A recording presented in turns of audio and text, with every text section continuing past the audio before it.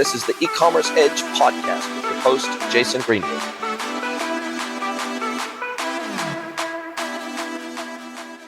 Hello, everybody, and welcome to another episode of the E-commerce Edge podcast. Before I welcome my amazing guest and introduce him to you today, I'd like to recommend that you go to wherever you're listening to this, wherever you're watching this, wherever it is on your podcast engine of choice or on YouTube or on Rumble.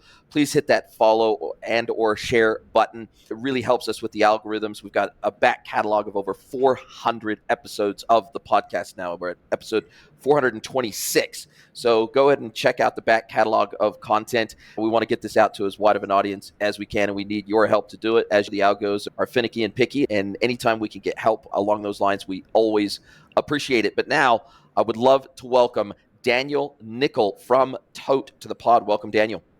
Thanks for having me, Jason. Appreciate it. It's awesome to have you along for the ride today. You were mentioning off air that you're currently in New York, correct? Originally from the suburbs of New York, got out as far as I could as soon as I graduated college and moved to Southeast Asia for 4 years. But yeah, now I've been back in New York for about a decade. And you said that a move to Copenhagen might be on the cards for you guys, you and your wife. My Danish wife is pulling me that way, and I'm not complaining. Love it. Love it. Well, as a person who is now on his third country of residence, I can endorse that move. Absolutely. I think that more Americans should, A, get their passport, but B, travel outside of the United States, but C, live outside of the United States, at least for a period of time. They don't have to permanently live outside the United States, but I just think that it doesn't just go for Americans, but Americans, I think, have one of the lowest rates of passport issuance in the world. And I think it does Americans a disservice, to be honest. I think that they would, they'd be better business people. They'd be better human beings. They'd have more empathy for the world. I just think in general, Americans miss out by not traveling, not living, not exploring the world at large. And a lot of Americans have what I like to call ignorant arrogance. As a result, they think everybody wants to move to America. They think everybody wants to become an American. And it's just not. When you start to travel around the world, you realize that's not the case. Yeah, I think the best part about living abroad, and I did 4 years in total, was just getting other people's perspectives on America, right? Like you grow up with such an American-centric point of view. And I think America's great. I think it's still the best country in the world, right? But living outside of it allowed me to, one, make friends abroad and learn their perspectives on different things, and then learn perspectives on America, learn perspectives on other places. I somehow convinced my wife to live here for a little bit, but we're excited for potential change. Love it, absolutely love it. Now, before we talk about TOTE and what TOTE is and how it came to be and the history behind the technology, the platform, how did you get dragged kicking and screaming into this wonderful world of retail, e-commerce, digital retail, hybrid e-commerce experiences, etc.? How did you get dragged into this world? Yeah, it wasn't necessarily kicking and screaming, but it did come with a little bit of surprise. I was working at in my previous job at a company called Endeavor, which is like an emerging markets fund and advisory firm. I was one day asked to run our retail and consumer portfolio, and I said, "Me? Are you sure I'm your guy for this?" And they said, "Yeah, we don't have anybody else to do it." And I said, "Sure, I'll do it." Although I'm not really a retail guy. And then I became one. And for one, I ended up loving the industry for one main reason, which is you can reach out and touch it. Retail, fashion, brand, stores. It's a very tangible, palpable industry. Emotional, personal, and I love that about it, right? So that's what dragged me in, got me enjoying it, and then has kept me.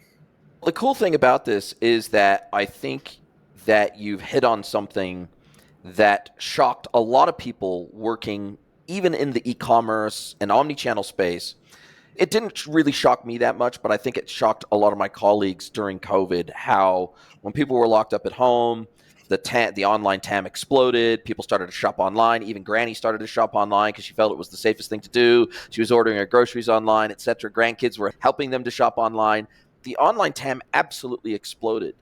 But what I think the industry as a whole got a little bit of a shock was that when the world started opening back up again post-COVID, the mass rush back to physical retail stores and spaces and experiences.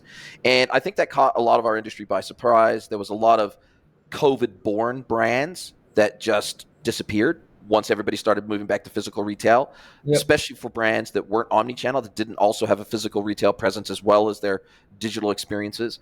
And whilst I think that caught a lot of people by surprise, I think when we look at the global statistics, anywhere from 70 to 80% of all retail spend, depending on region, depending on market, is still done in physical retail stores. So physical retail is not going away anytime soon. And I think if we look at the psychology of this, there is something about the human connection, the human experience, even sitting in a cafe where you got people around you, you don't know them, you won't get to know them, but just that the physical energy, the biochemical energy about being around other human beings, that is super hard to replicate online. And I would venture to say, as of today, it's impossible to replicate online. And I think that is what is always going to draw. At the end of the day, humans are social creatures. Yeah, social beings. We're social beings. We grew up tribal. And the reality is we're still tribal at heart. Our lizard brain still tells us to be tribal and to be around other people, right? And so I think physical retail is here to stay. Of course, right. The pandemic, the projections for that e-com versus in-store, it shifted greatly. They were like, oh, by 2025, it's going to be 50% of all purchases online. And no, the pandemic was a great expediter, and then the great realizer that, no, I like going into a store if I can get what I want. Yeah, and I think the biggest case was when the guy who runs Shopify, Tobias, I think is his name, right? We thought it was going to explode more than it did. And unfortunately, we have to lay off some people. And Shopify's done fantastic things for the world of e-commerce. But so it's back to trending normal, where 80% of purchases are still in store. Maybe by 2030, that'll be 78% of purchases still in store. So e-com will continue to grow, but it's more becoming the case that they're going to live together as opposed to one dominating the other. And I think, to your point, I think even Shopify has recognized that to the point now where they've doubled and tripled down on Shopify Pause, and they realize that the in-store experience and being linked, very tightly linked to the online experience, and having your loyalty be linked, having your purchase history be linked, having your payment methods be linked, having all of your interests and purchase data be linked, having all that stuff tied together, it creates a more holistic experience. And customers don't think in the concept of channels like those of us in the industry. We use weird and wonderful terms like channels and omni-channel and marketplaces and things like that. You ask the average punter on the street what Amazon is, and they'll say, oh, it's just a place I shop. They don't even know the term marketplace. So the customers, the buyers, your typical buyers, unless they work in our industry, they don't use the word channel or omni-channel or new retail or anything like that. They just say, this is where I like to shop when I'm in this space. And that's something This is Instagram. This is the website. This is the store, right? Yeah, exactly. And they just say, I saw this cool thing on Instagram or I saw this cool thing on TikTok, so I bought it. So they don't think through the lens of channel, and I don't think that's going to change anytime soon either. No. Why would it, right? The whole idea that technology should bring is to make things more simple. And if we're not trying to force change in shopper behavior, right? We're trying to make it, I think, in what TOTE addresses, we can get into that and things like that but like, online rush during the pandemic made people realize, okay, this is convenient. Okay, and then when it came back to, but I like going in stores, but how can I match that convenience of going into a store with this experience of actually going out in the world? Yeah, and that is a beautiful segue into how TOTE came to be. And in all transparency, I've never used TOTE, never worked with TOTE before, so I'd have to go with what's on the website and how you describe yourself as a technology platform. We don't have any stores in Mexico using it yet, but obviously very North America focused, but as I understand it, TOTE bridges the gap between online and in-store shopping experiences by focusing on your store's most valuable and personal footage, the fitting room. So effectively being able to book in advance the items that you want to try on, where you want to try them on, booking a time in to come in and actually try. It's clearly focused heavily at fashion, things that have a physical, visceral component to them that you need to see in person, you need to touch, you need to feel, you need to smell, you need to have that visceral experience. And it's really designed for that, to be able to book in that in-store experience in advance. I like that you threw smell in there, because that's a big one, right? That can't be ignored, because the sense of smell is such a powerful one that in the purchasing decision. But exactly, you nailed it, right? In terms of what we do, we let shoppers choose specific items on a brand's website or a retailer's website, right? We work with a lot of boutiques around and things like that You say, okay, I'm interested in these 3 items. I'll be in.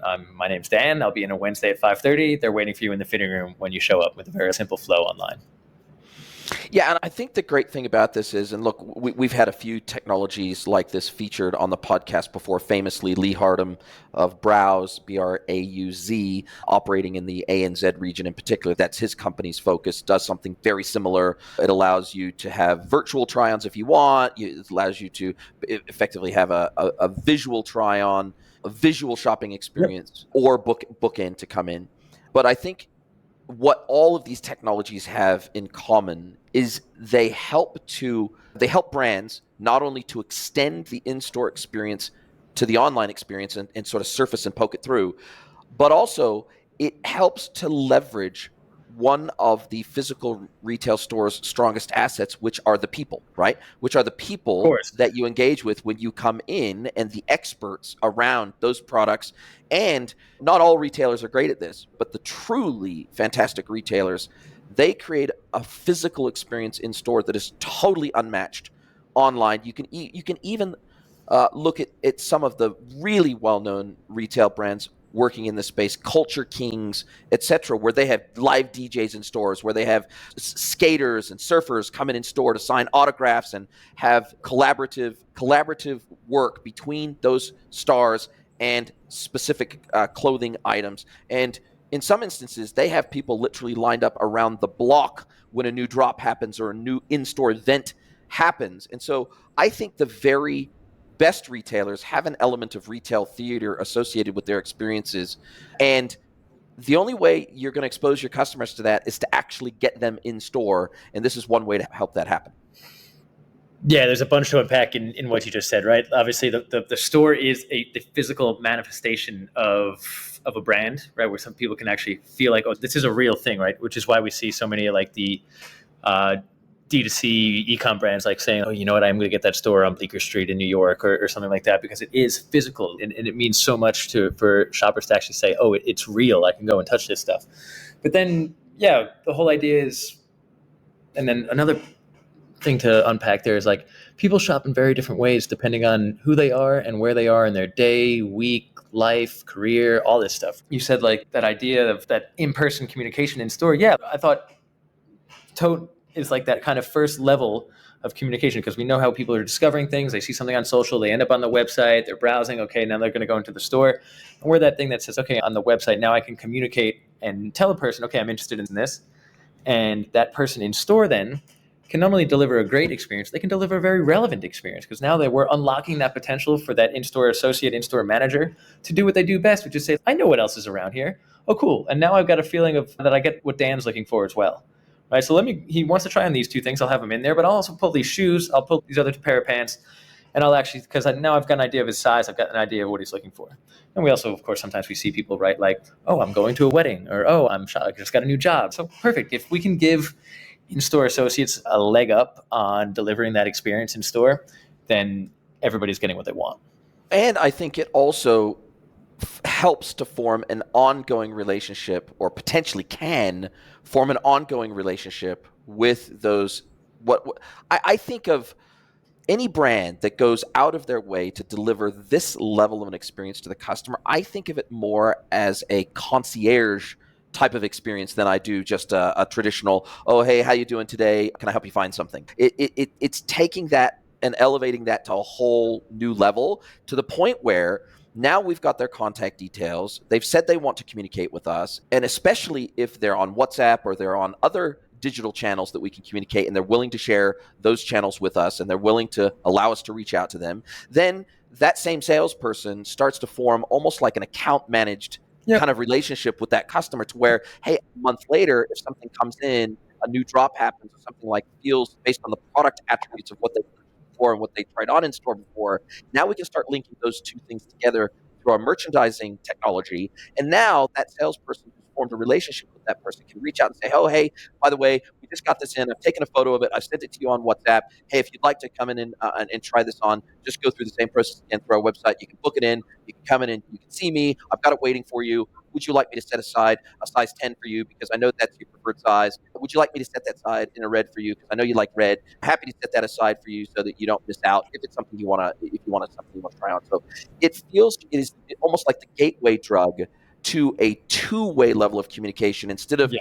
because retail oftentimes is very much all about push communications. How much marketing automation can we get into our technology stack to where we're always pushing out messages? But opening a two-way line of communication is invaluable in retail. Yeah, and even said a little differently, like retail is very reactive oftentimes, where you only learn about your customer when something goes wrong, when they have to return something. Okay, that was too, and you ask them, was it too small? Was it not? And yeah, that two way of communication. There are some great CRMs that like we tap into that do that really well, and we're like the first level of communication. We're finding that about 65% of shoppers that use Tote are new to the brand, so have never shopped there before, which is great. So it's new business. And then, yeah, of course, then that relationship can be formed and tracked with the CRM and all these other things, all this other retail tech that's out there. But the one thing you touched on there is like that high level of like concierge service. And it's been funny to see, right? Because of course, and I saw this really early on doing my research for whether I wanted to start the business or not. And it was clear that like for every shopper that wanted a high touch 30-minute high touch experience in store, who wanted like that help, that wanted the person to know, okay, I need to size up, size down. There's that shopper who's, I don't really like shopping. I don't really like going into stores. I just got a hole in the crotch of my jeans, or I got a hole in the elbow of my favorite sweater, and it's time to replace it, right? And if I know, I'll go into the store. If I know it's in there, I can get what I want, and I can get out. So it's been funny to see that, to say, okay, great. I know that Dan, if he's shopping here, like he wants to get in and out. He's just getting his new pair of pants at Crew or whatever, or name whatever brand you say. But it's been funny to see like those two different shopping experiences and the same product satisfying both of them. And then of course the thousands of different shopping experiences or profiles in between, where it's, yeah, I love shopping, but now I've got 2 kids in the full-time job and I just don't have time for it anymore. And then there's the person who's, I just need to see myself in the dress, or I just need to sit down in the pair of jeans before I buy it. So there's tons of different of these like shopper experiences. And that's what ultimately I think what Tote does, and what a lot of the best brands are doing today is like, and what I talk about a lot, is just meeting the modern day consumer where they're at, right? There are just so many different ways we can interact with a brand. That you mentioned the Browse, who does more the virtual stuff, and perfect. I think these are things that brands need to offer to their shoppers if they want to meet them where they're at. There are so many different ways we can act with a brand. We talked about vintage stores, vintage marketplaces, third-party marketplaces, wholesalers, boutiques, stockists, all of these different places that shoppers can make a purchase from or buy, and making sure not only it's a consistent experience, but then saying, oh, if you want an online experience, perfect, use the virtual fitting room. Oh, do you want an in-store experience? Perfect, use Tote. Or, oh, do you want to like hop on a call? Great, we'll book things like that. And that's personalization, right? And there's so much effort into, oh, let's put like an AI algorithm, so we know they bought this last time and we can recommend this for this time, or we know like other people bought this one, so if they add it to their cart, send them that as well. And I think that's missing the mark a little bit. The hitting the mark is giving options for how they actually want to interact with your brand and where things are available. I think to your point, I'm one of those latter characters that you talked about, which is I hate physical shopping. I try to avoid it like the plague. I do 90% of my shopping online, maybe even more. And even my wife, I think most women out there, they love going to the mall, they love going to the physical stores, whatever. Even my wife doesn't really like physical shopping that much. She really prefers to shop online. But clothes are one of those rare things where even for me, in most instances, I'd prefer to at least try it on a pair of jeans. Like, they might look good on screen. They might even, in theory, be exactly my size. But even within the same brand, like Levi's, for example, they don't all fit exactly the same. And so from like season to season, they won't fit the same. Whether or not you've gained or lost weight doesn't matter, right? Their styles are different. 100%. And so in most cases, at least with clothes, a suit jacket, a button-down shirt, whatever it might be, unless it's just a T-shirt like this where I don't really care, it doesn't have to fit perfectly, it's a casual thing, I might buy that online. But for almost anything else, I really need to try it on at least once. I need to see how it looks in the mirror. I need to make sure it's actually going to fit my weird body shape. And clothes are one of those just really interesting things where when people buy them online, they'll oftentimes bracket buy. If they've never tried it on, they'll bracket buy, and then they'll just return the 2 sizes that don't fit, and they'll keep the one that does. So right? we didn't even cover my little origin story, but that's exactly what happened, right? It was the fall. I was here in New York. I was looking for a fall transition jacket, something with a little heft to it. But I've got weird proportions, like a lot of people do, right? So I was like, okay, cool. I'm going to go down to. I saw one on J. Crew's website that I like quite a bit, and I said, okay, cool. I'm going to go to their Tribeca, Lower Manhattan location after work one day and tried it on. And I went down there, and they said, oh, sorry, this jacket that you're looking for isn't in this store. It's in the Upper East Side store. And I was like, I live in Brooklyn, so that doesn't really help me. So another jacket, I didn't really like it. I tried on another, it didn't really fit right. And I left 45 minutes later, no new coat. And what did I do? I went home and I ordered 4 jackets online, 2 different jackets, 2 different sizes. I knew I was at least going to return 3 of them. I actually ended up not liking any of them, and I did return all 4. And it dawned on me quite a bit later, this was a pretty shitty experience, and pardon my language, bad experience. Feel free to swear on this podcast. All right, cool. I didn't get what I wanted as the shopper, and then I was saddled with these returns. But then also for the brand who missed out on the sale, who paid for shipping twice, and paid the cost of reprocessing these items that are now out of stock for 6 to 8 weeks. So there had to be a better way, and that's why you said, okay, you're an online shopper, your wife is an online shopper. It's because a lot of times we've lost confidence that what we actually want in the store is not going to be there. So why even go? That whole idea of I just thought, man, if I could have just told J. Crew that, hey, I'm Dan, I'm coming into the Tribeca store at 5:30 after work. I'd like to try on these 3 pairs of jeans and these 3 jackets. Can you have them pulled aside for me? That would have solved everything. And of course, when I went looking for it there and across retail, I couldn't find it. Thus TOTE is born. And what's also interesting about this is that if most stores, if they're given enough advance notice, they can do a stock transfer, and they're doing stock transfers all the time anyway. So they're doing an across the city stock transfer to replenish between stores to balance out their inventory holdings across locations, etc. Especially if it's in the same city or in the same zip code, then oftentimes they're doing stock transfers. And if they know enough in advance, if they get at least 5-6 hours worth of notice, 4 hours worth of notice, sometimes 24 hours worth of notice, they will make those stock transfers to make that inventory available in your preferred local store so that you can try those items on. And that's another benefit of a technology like TOTE. It gives them that advance notice so they can make whatever stock holding adjustments they need to make that product available for you to try on. Yeah, exactly. And our tech does all that, right? We can tell the shopper, yes, it's in the Tribeca store when it's actually in the Upper East Side store. And really, we're just notifying the brand like, oh, actually, you need to get this down to the Tribeca store by Thursday because this person's coming to try it on, right? So we do that. The tech takes care of all that in their Shopify with transfers and draft orders and things like that. That's exactly where we're like telling the shopper, sure, you can try it on. And meanwhile, there's oftentimes a transfer that needs to take place, but the tech takes care of that stuff. Love it. And what has been the response or uptake like on average across the board for the retailers that you work with? Like what has the uptake been like? Like how frequently do people do this? Of all the web shoppers, like what percentage of a site's visitors will typically take up this type of an experience, especially in the fashion space where I think most people are like me in that they usually want to try this stuff on before they buy. Yeah. I mean, we've been pleasantly surprised that it's quite a bit. It is working, right? And TOTE is still new. We've only had the product in the market for about 12, 14 months now. But we're essentially seeing that we can convert. So a regular e-com conversion rate for any particular 3%, brand, whatever it is, average, whatever it is. 3% is a good day, 0.5% is a bad day, right? Or 0.25 is a bad day. But the typical conversion rates are somewhere between 0.8% and 1.5, right? We've seen that on those good days, on those bad days, TOTE is generally converting the same amount of your in-geography store traffic. So say you have 3 stores in Austin, San Francisco, Chicago. If you look at the website visitors who are coming to the website from those locations, and you have a store in those locations, we're converting about, if your e-com conversion rate that day is 1% of your in-geography store visitors are also probably going to book a fitting reservation. So it's quite a bit. It's adding significant amounts of a different stream of revenue to some of these brands, because you're now converting. When I'm like selling TOTE to a brand, one of the easiest questions I get to ask is to lead to a big question mark and why they think they need TOTE is, so how many of your people who come in store have been on the website first? Or how many people a day does your website convert into an in-store shopper?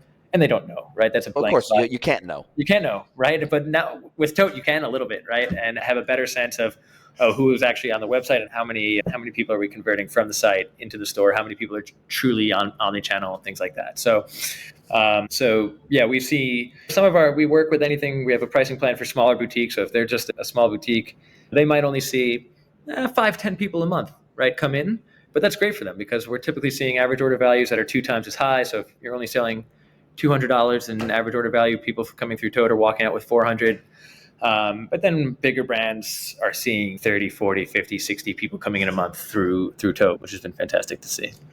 And I'm also guessing that the conversion rate in store from a booking through Tote, that conversion rate to a sale must be like in the 90 percentile range. 90. Yeah. I figured if somebody goes through the effort of booking, coming in, trying something on, it's a rare day when they're not going to walk out with something out of the store with something in their bag. It's a rare day, right? Well, that gets into I love talking about this because that gets into like the consumer psychology behind making any purchase, which is, if you think about it, the idea between, or the distance between I like this product to I'm buying this product is pretty far, right? There's so many things. I have so many tabs open on my computer, if you could see it right now, of the things I like.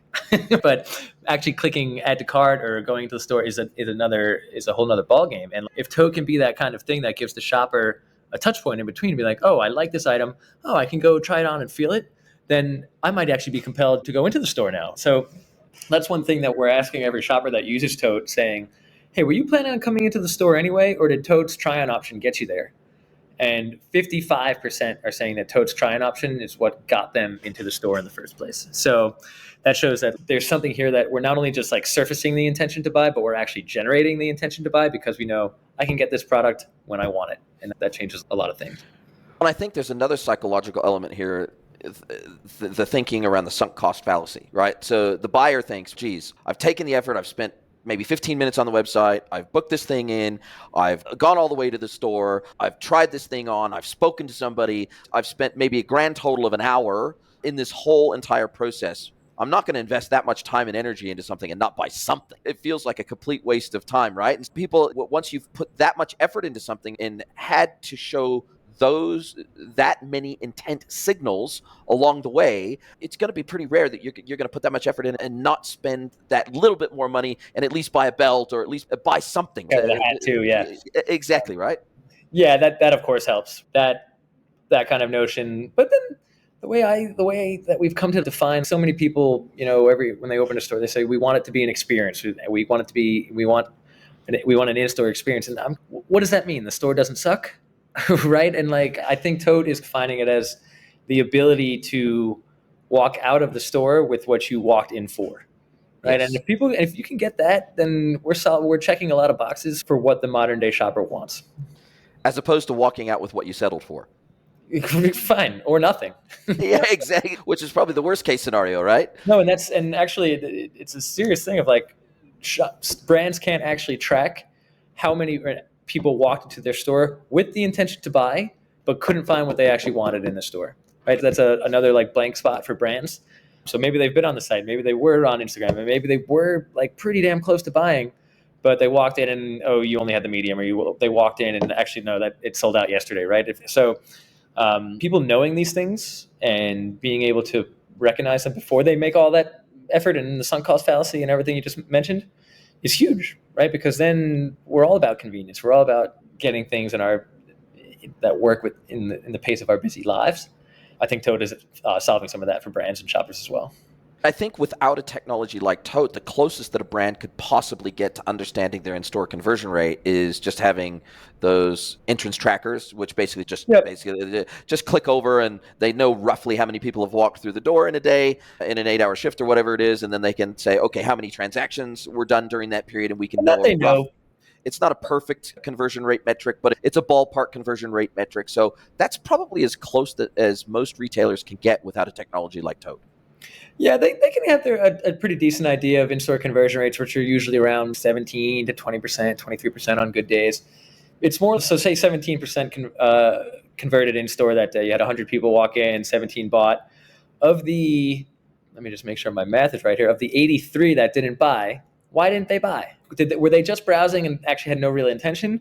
Or did 50% of those, that 83, so 42 or whatever, 41, did they actually have something in mind that they saw online? It was like, oh man, I really like this. I'm going to go into the store and see if I can get it. Oh, it's not there. It's in the store across town, or it sold out yesterday. It's in the wrong size, or it's in the wrong color. So that we don't know, right? And if so, I think that's what I talked about before. Not having confidence that what you want is actually in the store is what leads people to buy 3 things online to begin with and return 2 of them.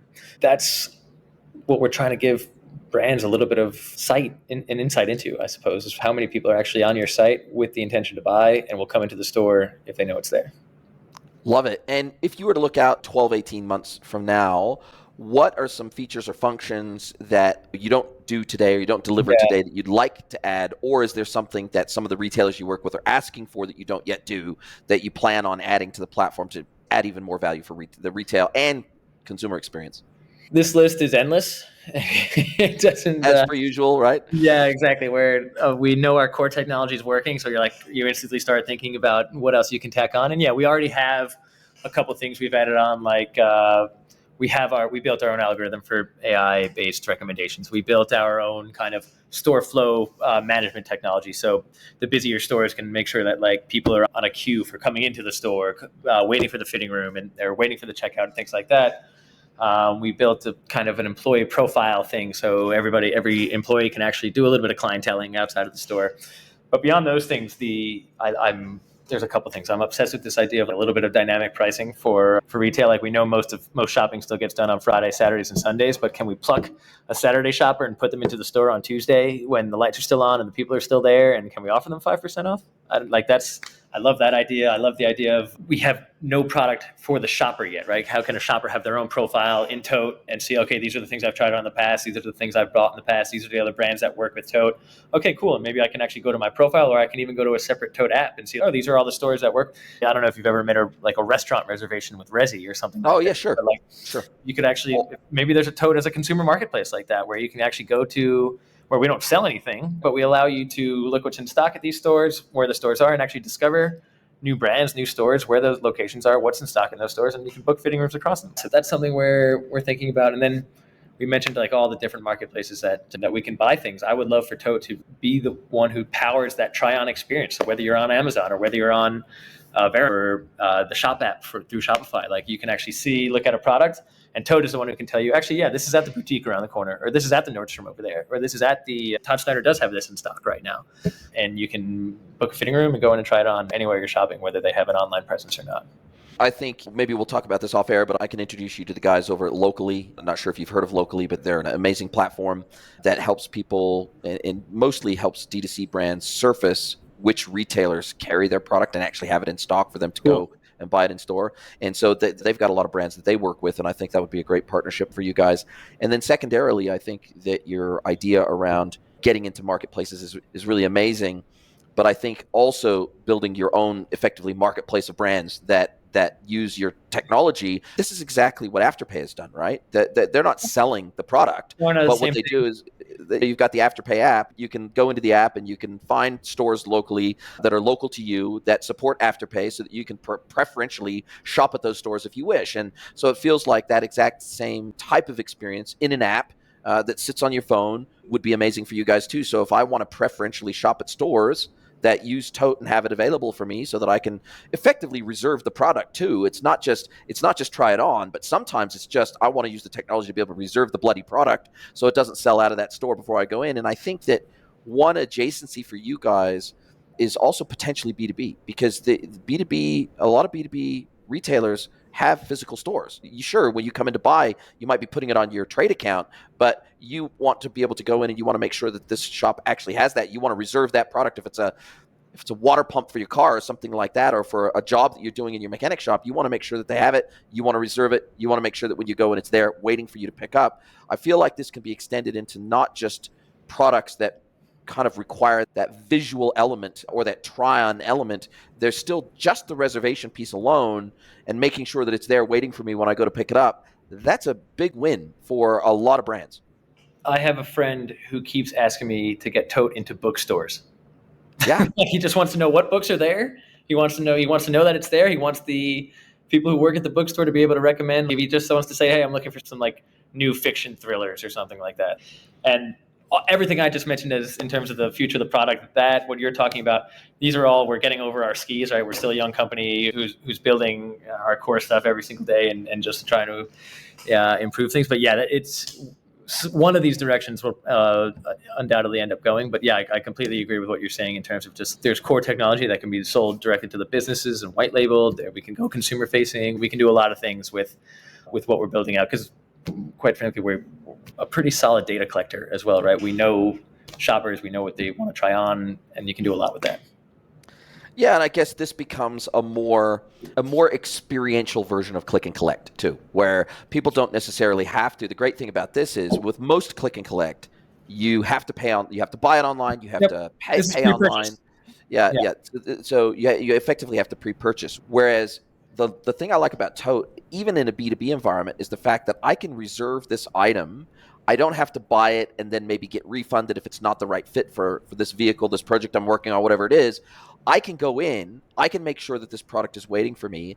I can validate and verify that this is the actual thing that I want. It is actually going to fit my project. Then I can pay for it on site, as opposed to having to go through the rigmarole of getting a credit note or something like that. So it's a form of click and collect, but it's really more of a reservation service, and I really like that.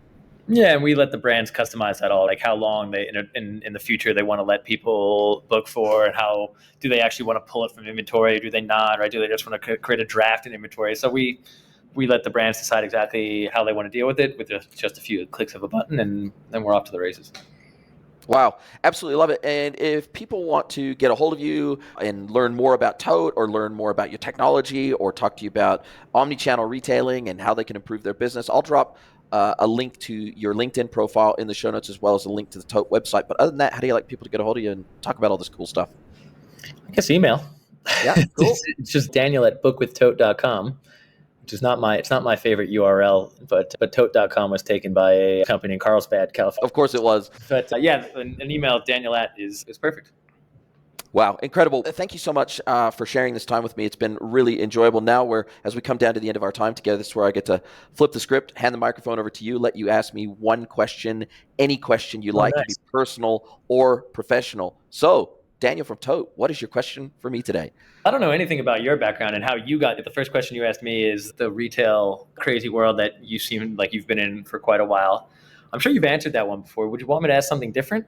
Ask anything you like. I'm open to anything, because you'd be surprised how many questions people think I've been asked, but I haven't. That's interesting. Back to our initial conversation before we even hopped on, and about living. And so you were in New Zealand for 30 years. Do you have an opinion of who's better, Kiwis or Aussies? Man, I'm going to get myself in a whole lot of trouble here, because I got lots of Kiwi friends and I have lots of Aussie friends. And in fact, it's funny you asked that specific question. My mother, my sister, my brother-in-law, and my two nephews all live in Brisbane. My brother-in-law's a Kiwi from New Zealand. My wife's a Kiwi from New Zealand. But a tremendous amount, tens of thousands of Kiwis actually live in Australia, because you can live in Australia on your New Zealand passport, and vice versa. And they are... Kiwis and Aussies will argue this till the cows come home, but as an outsider, even though I am a dual citizen, even though I lived in New Zealand for as long as I did, there are far more similarities between New Zealand and Australia than they would have you believe. Yeah. And even Kiwis and Aussies would say our accents are nothing alike, but sorry, if you sit outside of New Zealand or Australia, their accents are more similar than they are different. They are different countries. They are bitter rivals when it comes to rugby and cricket and every other sport. Both are amazing countries. I think if you love nature and green and solitude and peace and quiet and climbing crazy mountains and doing lots of stuff in the outdoors, New Zealand is bloody difficult to beat. Yeah. If you want higher wages, a stronger currency, a bigger economy, bigger populations, bigger cities, arguably better city life, and all those types of things, and arguably better beaches and warmer water and great diving on the Great Barrier Reef and things like that, then you got to go Australia. There's no question. There's no question about that. And so I think both have their pros and cons. So that's a little bit of a cop-out answer, I realize, but truly both have their pros and cons. Yeah, I've always found, when I lived in Southeast Asia, I had a couple Kiwi friends, a couple Aussie friends, and I found the Kiwis to be just like a little bit more reserved. Yes. And the Aussies to be a little bit more In your face. brash and in your face a little bit, which and both have their pros and cons, like you said. So actually, when I lived in Southeast Asia, I had the good fortune of being roped into playing on an Aussie rules football team for a little Oh, bit. yes. Yep. And, Aussie rules is a big deal, man. and that was just like they've taken every rule of every other game ever and multiplied it by 2. Just gone, oh, how many players are on the field? Like in baseball, it's like 11. Okay, then we're going to put 18 on this one. And, Yes. And like how big is an American football? And they're like, okay, we're going to go twice as big. And Yes. I loved everything about it. It was a ton of fun playing it. Yeah, it's got elements of soccer. It's got elements of rugby. It's got elements of rugby league. It's got elements of American football. It's a mishmash. But they call it. I can play it too. It's like their version of football, right? It's a big deal in Australia, no question about it. Listen, this has been a fantastic conversation. I've really enjoyed it. Maybe we'll get you back on another 6, 12, 18 months, and we'll see what's transpired over at TOTE in the meantime. Really appreciate it. Thank you very much. Thanks, Jason. Thanks for having me on. Are you a B2B or D2C e-commerce merchant? Then head over to greenwoodconsulting.net to learn how we can help you scale your business.